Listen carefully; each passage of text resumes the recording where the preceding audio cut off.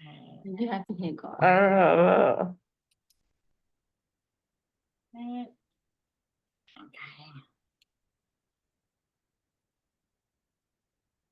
Okay, it's about to come.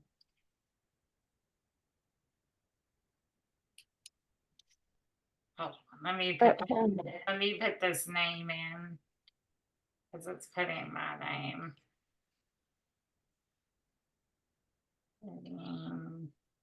With SMA. Okay. Okay, it's about to go live. Okay. Thank you.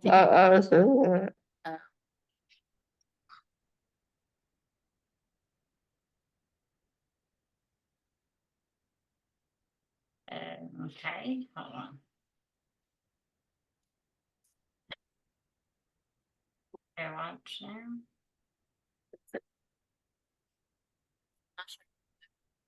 Yeah. Oh. Hold on, what?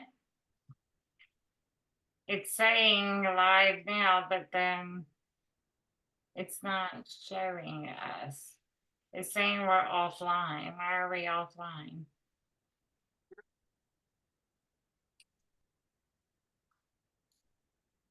Let's see. Hold on. Here we go. Here we go. All right. Can y'all hear me? Yeah. Okay, because I muted the other one. Hey everyone, we're back for another interview tonight.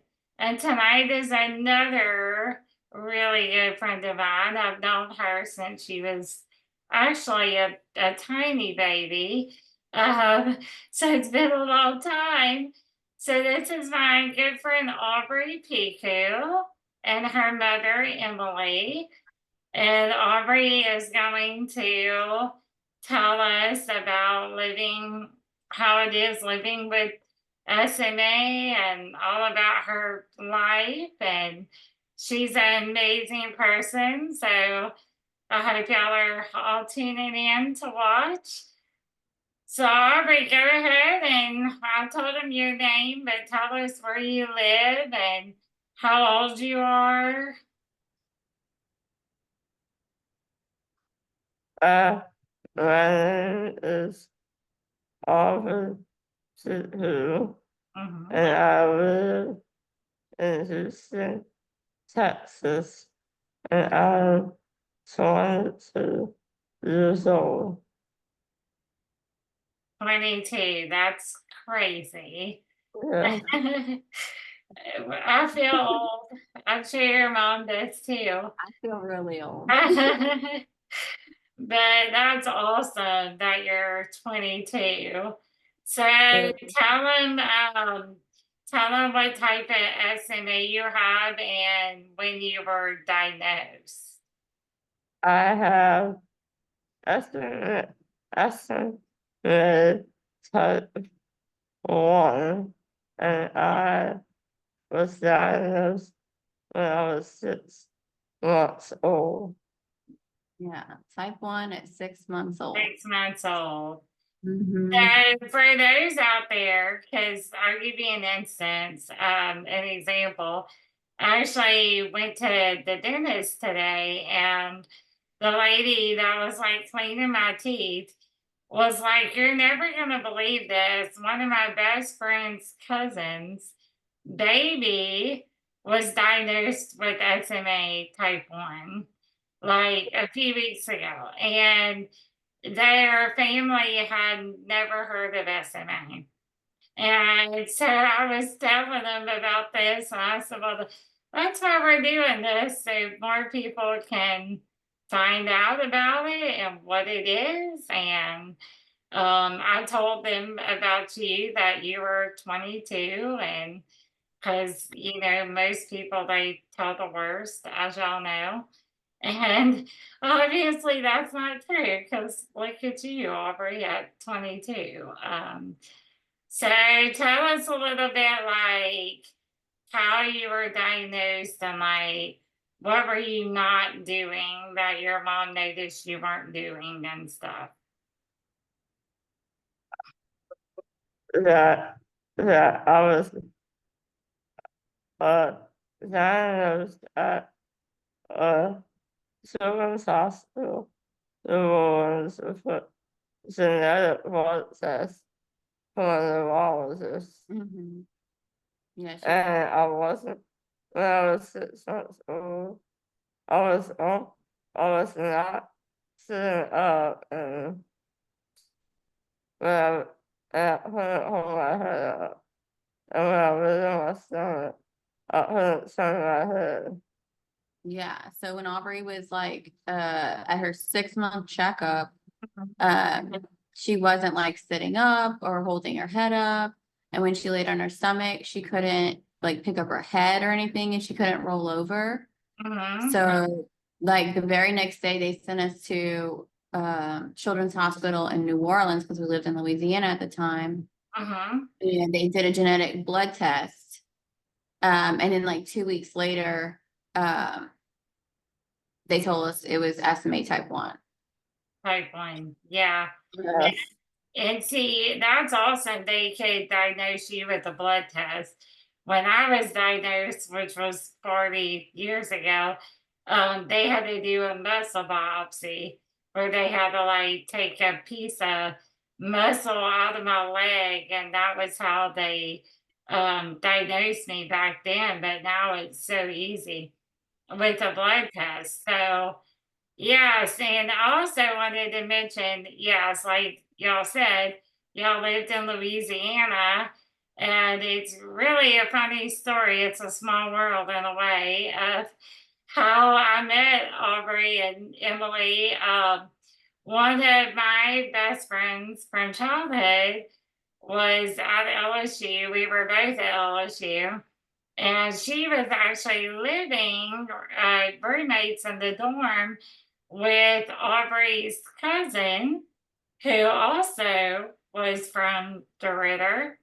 And her cousin mentioned to my friend one day, well, my cousin just had a baby with SMA. And so, of course, my friend called me immediately and told me. And I was like, well, this is crazy because back then I had just moved to Baton Rouge. Well, I'd been there like a year.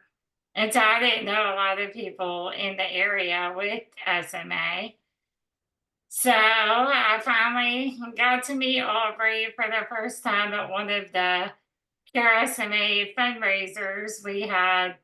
I think it was downtown Baton Rouge, right? Yeah, where we had that walk and roll. Is that what it was called? Yeah, it's like a race. They do a fundraiser for Cure SMA. So yeah, that was pretty awesome that we had that connection and got to meet so when you were little and yeah, so we've stayed friends ever since. So Sure. You were younger than Aubrey's age when you first met her, I think. yeah, yeah, 'cause I was at LSU, so let's see, I was probably well, that was I guess Julie and them sophomore year. So I was like either 19 or 20. Yeah, Mhm. when I met y'all. So that was awesome. Um, so anyway, so you told them your type and so tell them more about like type 1. Like, what are some things you have to do in your daily routine every day to start your day and to live every day? What are some special things you have to do? And I would to do some stretches Mm-hmm. and roll over. Mhm. And then I have to um roll out over. I have to do an exercise and sit. Mhm. and then I have to do a call, and I do that about twice a day. Yeah, so we have to do lots of stretches and range of motion and all that kind of stuff, and she wakes up and like reposition her and like, you know, do Oh. lots, yeah, we have to do lots of stretching, and then she has to do her nebulizing and CPT, like it's like a percussion vest that kind of like shakes her as part of her respiratory treatment. Yes, And then she has to, what was the last thing? Oh, you have to cough. Yeah. We don't think about talking about it Okay. because we just do it. So we're Okay, like, wait, okay, what do we do? I forgot something else. What? And then I took a shower in Mhm. my specialized Mhm. shower chair. Shower And, chair. Mhm.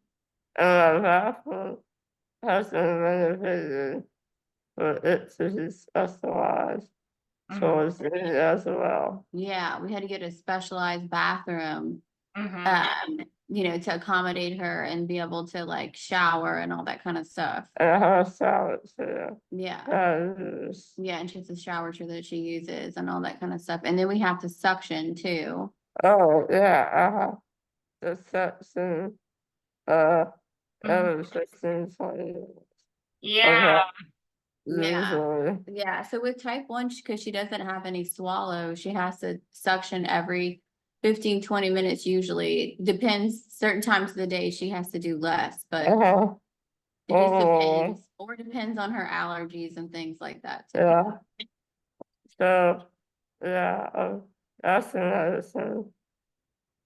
And I also, mm, all my system, I don't eat right now. I eat to, I eat to, You're feeding. Yeah, Mhm. I Yeah. feed it to, since you were I like don't feel- 14 months, huh? yeah, since I was, Mhm. I eat it to, since I was 14 months old, about. Yeah. So Mhm.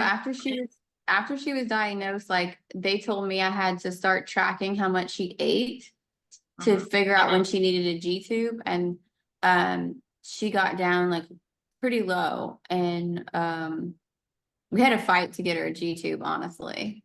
Yeah. For several people told us no, and then we finally got a doctor that did it, Mhm. and then that's when we got our G tube at 12, no, at 12 months, I think. Yeah, I don't know, somewhere around there. And Mhm. then after that, we flew to Dr. Bach in New Jersey to, and he's the one that gave her the BiPAP and the cough assist machine. When she was yeah, 14 months old. uh-huh, Yeah. Ever since. Yeah. And a diet, and she does the specialized diet, the amino Oh. acid diet. She also, that as well. Yeah. So she does that diet too, and here we are. Yeah. Yeah, Uh-huh. but so that's what I want people to understand too. Like, we live normal lives, but sometimes, like, for us to get ready for the day takes a lot longer than just a normal person jumping up out of bed because we have all these things we have to do every day to stay healthy and Yeah. to live, our lives. So, yeah, and that's another thing, like with Aubrey's type 1 and mine, type 2. We both have weakened respiratory muscles. So that's what she was saying, like she has to turn and stuff. There's a ventilator that has that I use with backpack turns as well. Oh, yeah, she uses the ventilator with BiPAP settings, so we Yeah. started, yeah. The then have written respiratory muscles that we have to use. Yeah. Yeah. Sometimes. So Mhm. for those that don't know, like a lot of us with SMA, I sleep with one as well too. It's called a BiPAP machine. And yeah, everybody thinks it's the same as CPAP, but Mhm. it's not because we don't really have sleep apnea per se. It's more that our Yeah. muscles it's more that our muscles are weak, and so we sometimes have trouble breathing. Wait, just, And she's gonna suction really quick. One okay, second. that's fine. And you can keep talking. Okay, and so we have a BiPAP machine that it, instead of just blowing constant air all the time, it blows air and then it gives us time to breathe out because we're not strong enough to breathe out against the machine, if that makes sense. So ours is definitely different than a CPAP. Like a CPAP would kind of like suffocate us because we're not strong enough to exhale enough. And the other thing she mentioned was the cult assist. And that is like a machine with a mask that goes over your mouth and your nose and it pushes air in you and then it sucks, like pulls air out to try and like suck like mucus and stuff out of your lungs. For people who can't cough, like it does pretty much the same as a person that can cough. It just helps us cough. So yeah, so we have to do a lot of things, and especially with type ones, and I know you have a few more things that to do that I don't have to do, but like I mentioned in the last one, there's four different types now. And so like we said, Aubrey is type one, which is like weaker, more severe. And then type two is a little stronger. You still can't walk, but you can sit up more easily on your own. And type three is when they actually can walk. Like I met some people at the conference who are in their 40s that are still walking with type three, which, Wow. yeah, that's amazing to me that they can still do that. And then type four, I'm not really sure a lot about that because that's a new one. But I think it's like a later onset, like later in life. Is that Yeah, right? Is that's what I thirty. heard. Yeah. Is 30, I heard. Yeah, maybe like age 30. I think, Yeah. or Yeah. something. And Yeah, I I think think they can still walk too, right? I think, Mhm. yeah. So Uh-huh. that's a new one though to me. That one just came out recently. But so anyway, so tell us about obviously you graduated and from high school. So tell them about that. Tell them what you were homeschooled, correct, Aubrey? Yeah.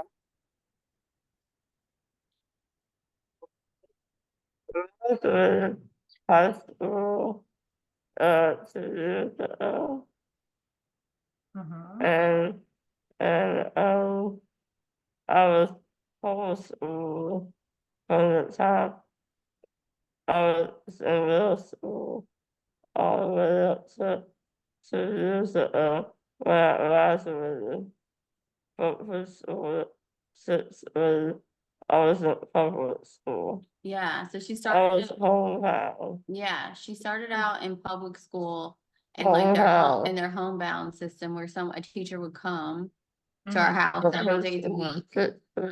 Yeah, till from preschool to 6th grade. And then after, I was in 7th grade. yeah, when she was in like 7th grade on, we homeschooled because they didn't have high enough expectations for her. It had not in special ed when it had tried that special ed was estimated does not have an effect on the brain. It doesn't matter what kind of diagnosis we show them, Mhm. they still don't go to dress. Yeah, they just had low expectations and we knew Yes. not to have any low expectations for Aubrey. No. She's like, super intelligent, like Yeah. her vocabulary is insane, you know, and she's always been that way. Like she challenges me to be better every day. And she's always like, Mom, well, you know, you taught me that like 4 years ago. I'm like, I don't remember. And she remembers everything that she's learned. Yes. Oh, yes. She's brilliant, but just people think a lot of times because you're in a wheelchair, then automatically they just think that, you know, they just have low expectations and Yes. anything but the truth, you know? So Yeah. it's a and stigma.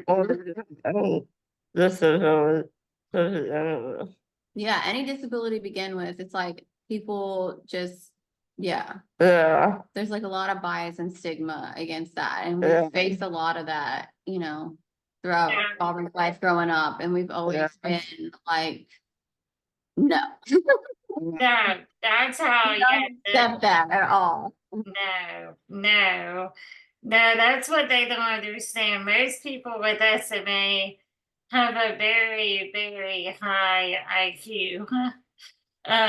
There's a lot of them that do. I know some that have master's degrees, some that have PhD degree. You know, there's all kinds out there, and that's why just because we're physically disabled does not mean anything is wrong mentally. Right. That's what they automatically think. And you know, and Aubrey's a poet and a writer, and like we have really high expectations for her. Yes, So yes.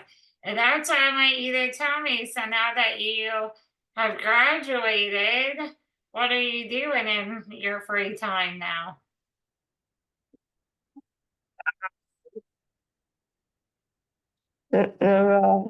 I started writing a book.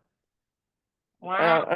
I actually write not just one book, but a book series of like 3 books. yeah. I was thinking about. Writing a book series right now, mapping it out. Isn't that cool? Yeah. That Yeah. is so awesome. Mhm. So tell us about the book. Like, what is it? What is it going to be about? It's gonna be a paranormal romance novel. A paranormal romance novel.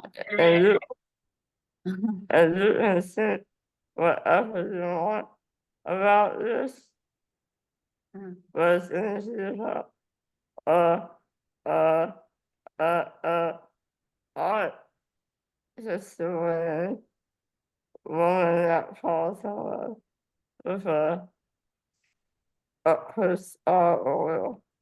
A art historian Woman. a art historian that's a woman who falls in love with a cursed gargoyle. So just think kind of like inspired by what do you think? Like kind of Beauty and the Beast, kind of like Romeo and Juliet, kind of inspiration type thing. Yeah. Well, that So is she has it like epically mapped out, and I could never do anything like that. I don't know even how to do that, but okay, she's doing it. And I think that's really cool. yes, that is awesome. And when you finish, you definitely need to think about publishing because I know some people who publish it and like on Amazon and stuff like that, and that's awesome. So, Yeah. Yeah. She's been doing that kind of stuff since she was little. Like we have like a little library of all books that we kind of like published at home of Aubrey's books. It's kind of just been something she's been doing since she was like 7. She's been writing books. So free library books and poetry books that she wrote. That is so cool. Well, tell us what are some other things that you like to do? I like to read. Oh yeah. She's the avid reader, like Uh-huh. bunch of books going at once. Yeah. I love reading books pretty much my whole life. Yeah. I always spent a lot of time at the library Yeah, she spent a lot of time her whole life at the and library. bookstores. Yeah, bookstores, libraries. Bookstores. Yeah, she just finished reading Brave New World and another book. And the which is the first of a wisdom and the hymn series. Yeah, Pillars of the Earth she just read. And I just stopped today on the next book in the series, World Without End. Yeah, she just started on the next book in the series, World Without End.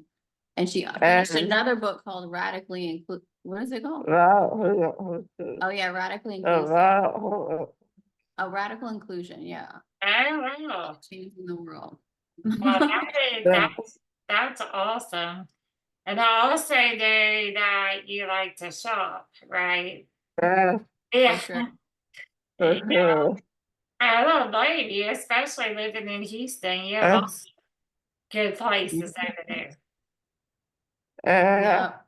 yes, and I like to watch TV, TV shows, Like to watch TV shows. but most of the shows that I watch are from the 80s to the 2000s, because I don't like those shows because they were harder than I like some that first attack, Oh, she but said, I was about it. yeah, so she likes kind of old school stuff like the But it 80s is and a 90s, 80s, nice. 90s, and 2000s. Except she did like what was it called? Wednesday Yes. series was that on Netflix? Uh-huh. Yeah, Wednesday on Netflix. Wednesday. Yeah, that was really good. Yeah. Me and Aubrey pretty much binged that one almost.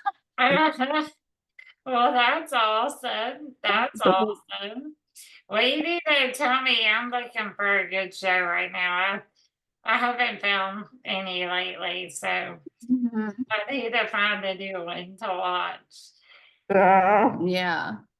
And you also like to go to the museums too, right? Yeah. Yeah. Mhm. Yeah, I do. Yeah, we have that really cool, what is it called? Yeah, well, not say that there's anything stuff up high. This is museum of natural science and the museum of fine arts. Houston. Yeah, the Museum of Fine Arts Houston and the Houston Museum of Natural Science are pretty awesome in Houston. Yeah. We Yeah. go there. Those are awesome. Yeah, that's awesome that y'all have all of that close by and Yeah. go. So we do all the things everybody else does. It just takes us a minute to get there. Yeah.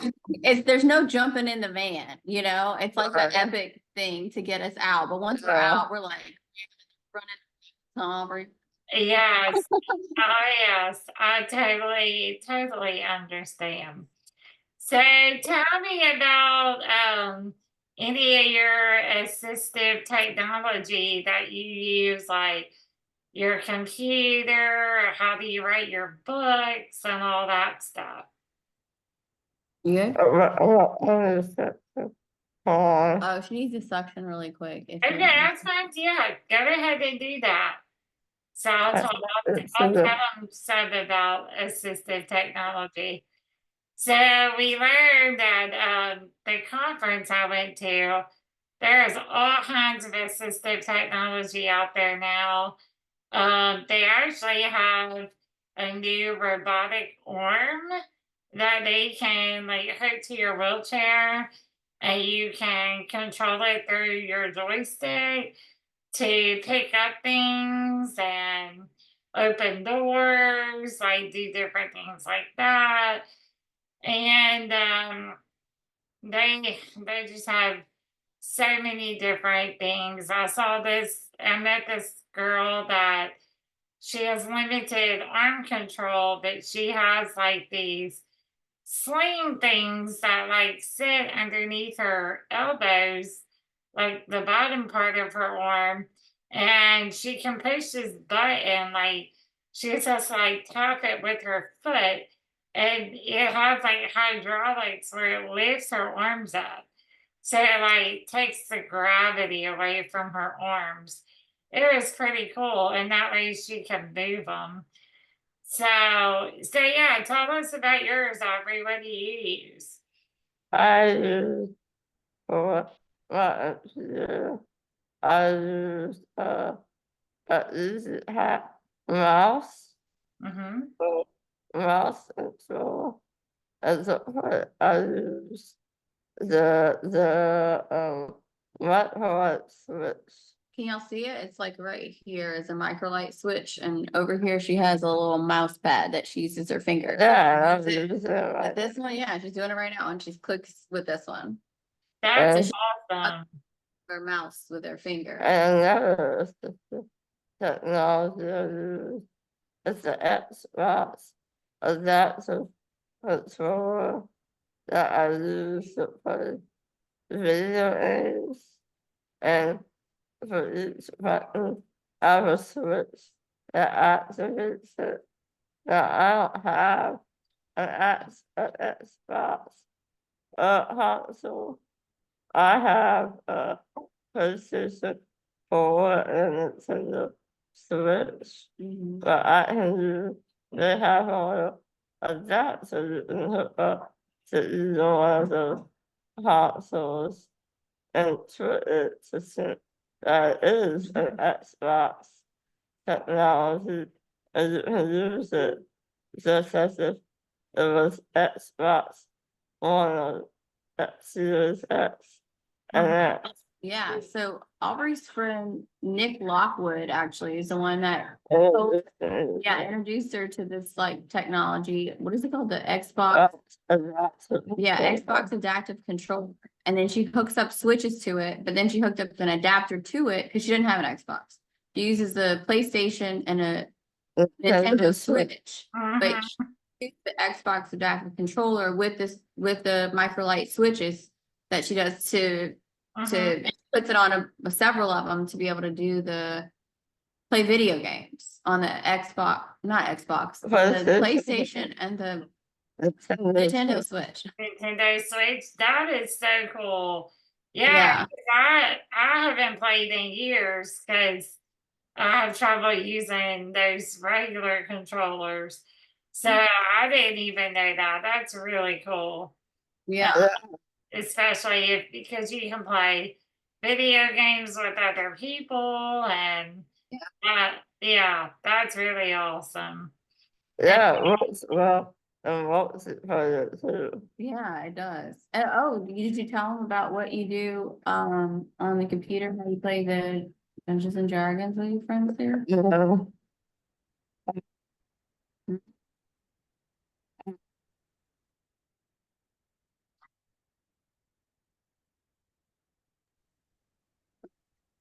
I'm just saying that she does play like games on the computer with her friends, like on Zoom and all that kind of stuff. So that's really cool too, right?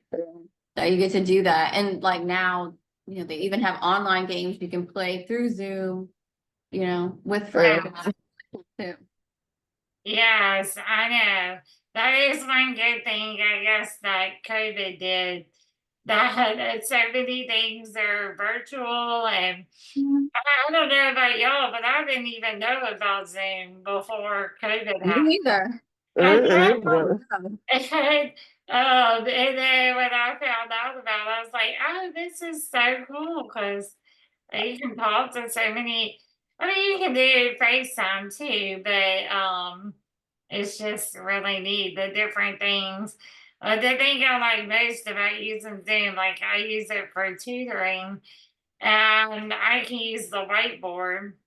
And so it's actually easier for me to tutor on Zoom than it is in person because I can just use my mouse and write on the whiteboard. So yeah, it's pretty awesome. That is one good thing we got out of it for sure. So it would so you have your yeah, it's not your bed, but your thing you're laying on. And then you also have a wheelchair as well, right? Yeah, We Yeah, call this her chaise. Her chaise lounge is in the living room. that's right. Yeah, I can't remember. I think I'll have the name for it. That's pretty awesome. So yeah, that's more comfortable for you than your wheelchair, I'm sure. yeah. Yeah, after a while, it hurts her hips to be in the wheelchair all the time. Like likes to get in different positions. Yes. Yeah, Yeah. sometimes they're, her rear gets sore sitting in there from too. So Yes. And then y'all have a van too that's accessible for your wheelchair, right? Yeah. Uh-huh. yeah, So, super helpful. That's awesome. Do you have the ramp or you have a lift in yours? I don't know. Yeah, A we have lift. uh-huh. Uh-huh. Well, that's awesome. Yeah. Yeah, I Yeah. read when we went to Austin this summer for the conference, they told me that they had accessible taxis, and I thought we'd be waiting forever. As they at the valet station, they're like, "I'll call one for you." Well, I thought it would take forever because I was like, they probably only have a few in the whole city. But they were there within like 5 minutes at the hotel. Yeah, and it was a van with a lift, and the lady just put me right in and took us like downtown, and yeah, it was pretty nice. I was like, well, this is awesome. Yeah, so that's so nice that so many of the larger cities now are having, accessible transportation. So that was really, really nice. And so, yeah. So, well, are there any other things you would like to share about your life or your hobbies? Well, you didn't tell us this. Tell us if you have any siblings. Well, I have one younger brother named Ethan, Mm-hmm. Mm-hmm. and and he has autism and epilepsy. Yeah. So Aiden's 15 is her younger brother, and he has autism and epilepsy. Yes. And he's And ADHD. And ADHD. So Aubrey worries about him a lot. He's like his second mom, honestly. Yeah, for sure. But he's pretty amazing too because isn't he talking more and stuff now? Yeah. Oh yeah. Yes. Oh, Well, you didn't even tell me you're a dog mom too. oh, I'm sorry. Let me see if I can get one.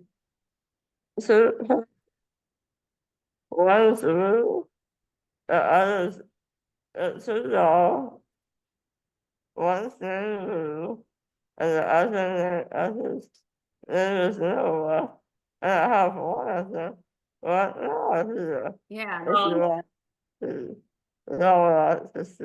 yeah. This is Nola. Aubrey has two dogs, Nola and Rue. This is Nola. Obviously, because we're from, Louisiana. So this is Nola, and Aubrey's like a really protective dog mom. oh Yeah. my gosh, she is so cute. As soon as she gets in her wheelchair, all the dogs like jump on Aubrey. Yeah. Oh, I didn't realize she was all white. Uh-huh. Oh, she reminds me of my little dog I used to have. She is Oh, so cute. Where's the other one? Is she not there? No, she's not here right now. Not here. yeah. Oh my gosh, she is so cute.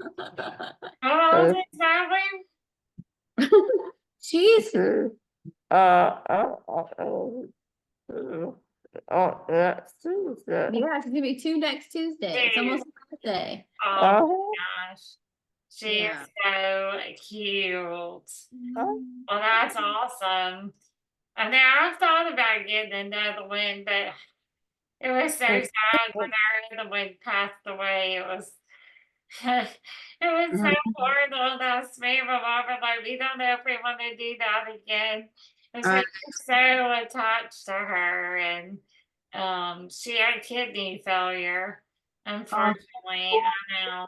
It was, uh, yeah, it was sad, sad at the end. uh, So, pets are, oh, wait, I'm sorry, what did you say, Evelyn? I said pets are special. uh, I know, I know, they're like family, I don't know how people just abandon their animals and stuff. I don't get it. And It's I'm the dog grandma. So the dogs call me honey. I say honey. they call me honey, but I I'm love the dog that. grandma. Uh-huh.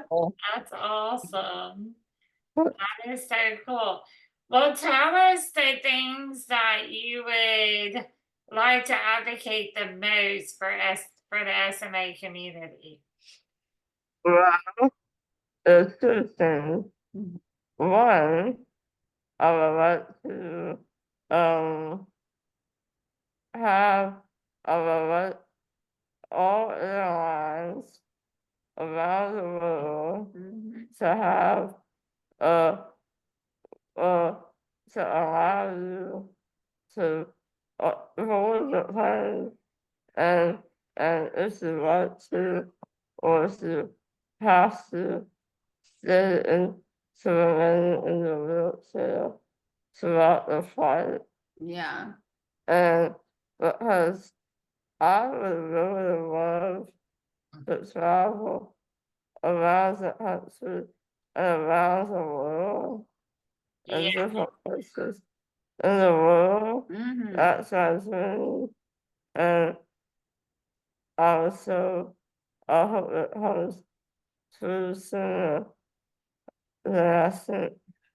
Yeah. Aubrey I really think, wants to travel around the world and around the country and be able to, ride in her own comfortably in her own wheelchair on the airplane. So that's like Yeah. her dream travel. Like we really want to go to New York, fly to New York. uh, uh, Y- Yes, that is awesome.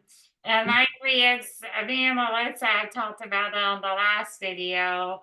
When we were at the conference, we saw a model they use for the airlines, and like we're supposedly, if that hopefully it's coming out soon, that we're going to be able to drive in, and the seats like folded up so we can back in where the seat would be, and then somebody can sit right next to us, um, which would be uh, amazing.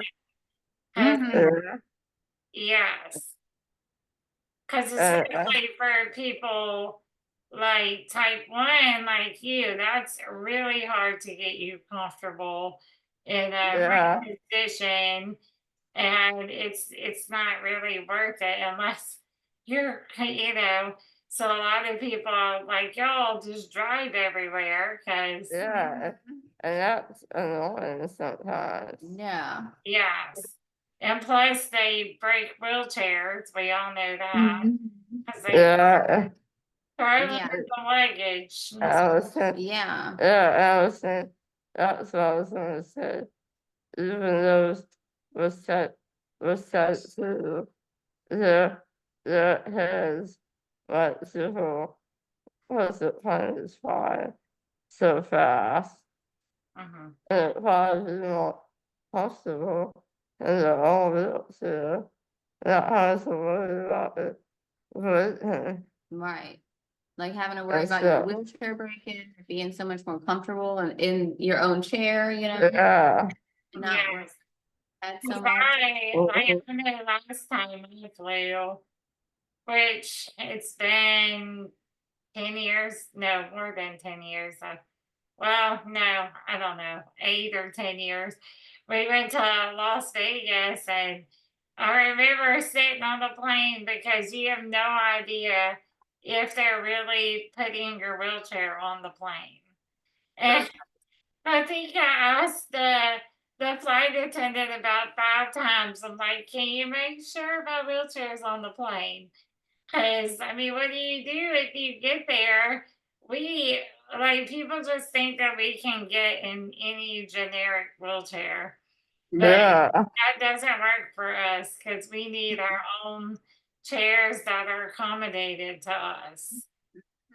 yeah, So, yes, we are all going to advocate for that. Hopefully, if we all do it, it's going to become true soon.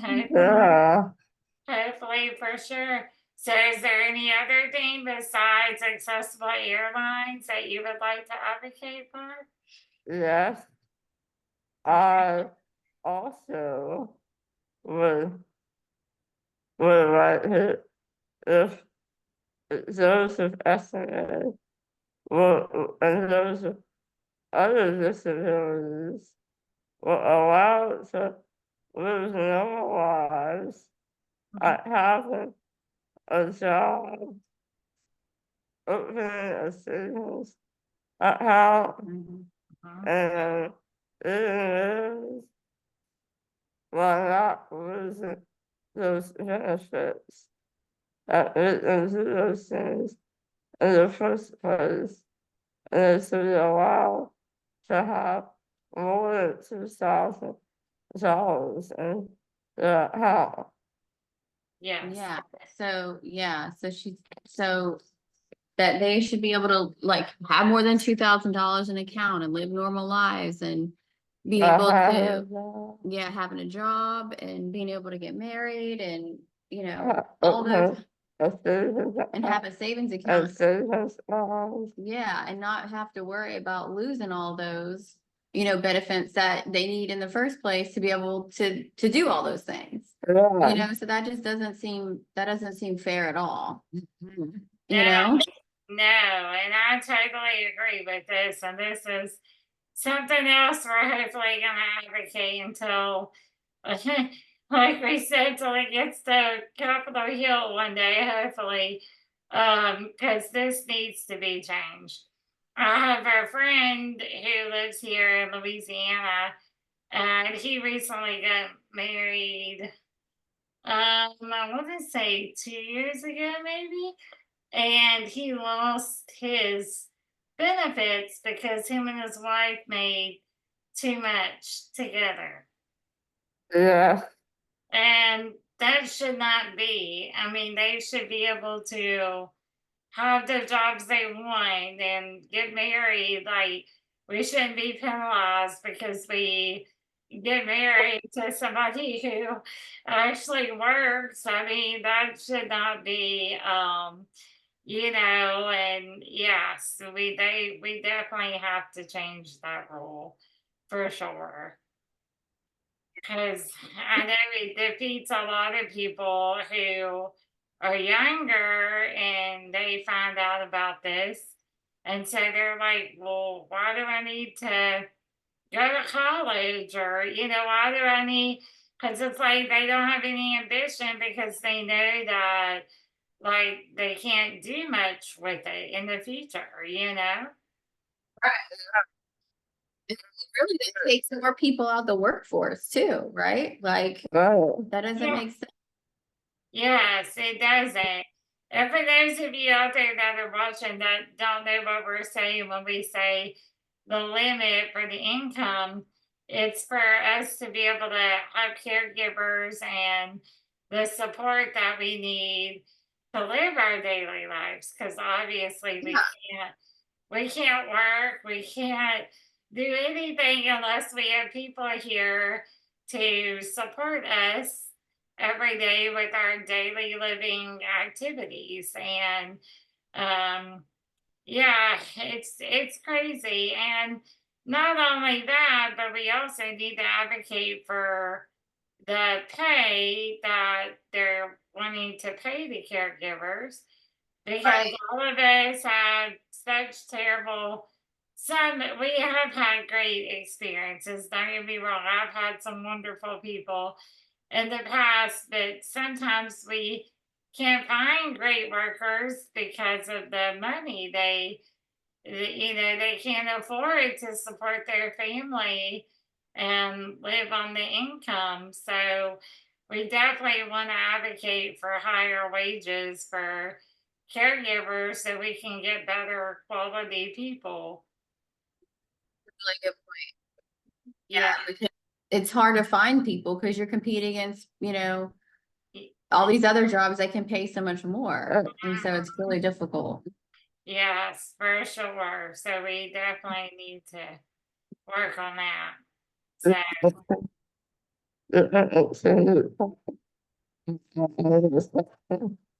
Aubrey needs a section again, she said. okay, okay. We'll go ahead and do that, and then we'll wrap things up. I'll ask you if there's anything else you would like to advocate for, and then we'll finish for tonight. So yeah, we're hoping that these things will come to light one day where, people will realize that there needs to not be all of these limits for our lives so we can, they want to help us and support us go to college and do all these things, but then once we're out of college, it's like, well, what do we do now? Because if we get a job with our degree, it's usually going to be over the limit, and we can't do that. So it's like, what do you do? So we really have to change that.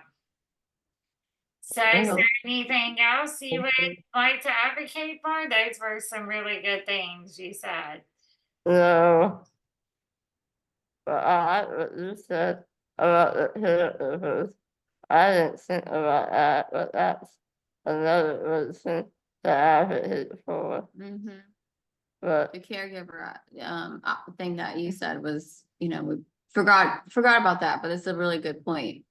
Yeah, yeah, Important too, yes. for So, sure. And I think so, too, like, so no, there's nothing else I like to advocate for. well, I think just the perception though, if like just people being accepting and open-minded, like, and not, challenge your perception of what you think of disability as, and not put limits on people. And just that, everybody has a purpose, and just because it's not how you've experienced things doesn't mean that you really understand how other people experience things. Yeah, exactly. And now that so many jobs are from home and on the computer, like there are so many opportunities out there for us that we could be doing for all these companies and different things. If we didn't have all these limits, like we would actually, want to work and do a great job and be reliable. So yeah, definitely. Yeah, missing out on some really, intelligent people doing some amazing things by Yes. limiting for that. Yeah. Yes, exactly. Yeah. So hopefully that's going to change one of these days. So, well, it was so nice to interview y'all. I'm so glad we finally got to do this. And please share it to all your friends. It will be on social media, on your Facebook. I know I tagged you, Aubrey. I'm not sure if I tagged Emily. I'll have to look and see. But I'll tag both of y'all so y'all can share it. And if anybody out there watching would like to donate to Cure SMA, any donations are greatly appreciated. They help with all kinds of research and equipment and support groups for families, and they do a lot of amazing things. I just experienced my first Cure SMA conference in June, and it was definitely a life-changing event for me. So yes, if you feel like you can donate anything, just click on the link below and it will send you to my Stream Away SMA. page and you can donate any amount is helpful. So thank you all for watching and thank you again, Aubrey and Emily, for doing this interview. Y'all did a great job. And I'm sure we'll talk soon. And to everybody out there too, I want to say, like, never give up too, you know? So Yeah. just never, no matter how hard, just never give up. Keep going. Yes. That's exactly what I told them at the dentist today. I was like, well, just wait, because you'll see my friend who's 22 with SMA type 1. And the doctors back then always said that we wouldn't live past like 2 years old. And here you are at 22 and I'm 40. So don't ever go by that, right, Aubrey? Yeah. He embodies the spirit of never give up for sure. Yes, for sure. So, all right. Well, thanks again for watching, and I hope everybody has a great week. And until next time, we'll talk to you later. Yeah, thanks for inviting us, Jana. All right. Thank y'all. Bye.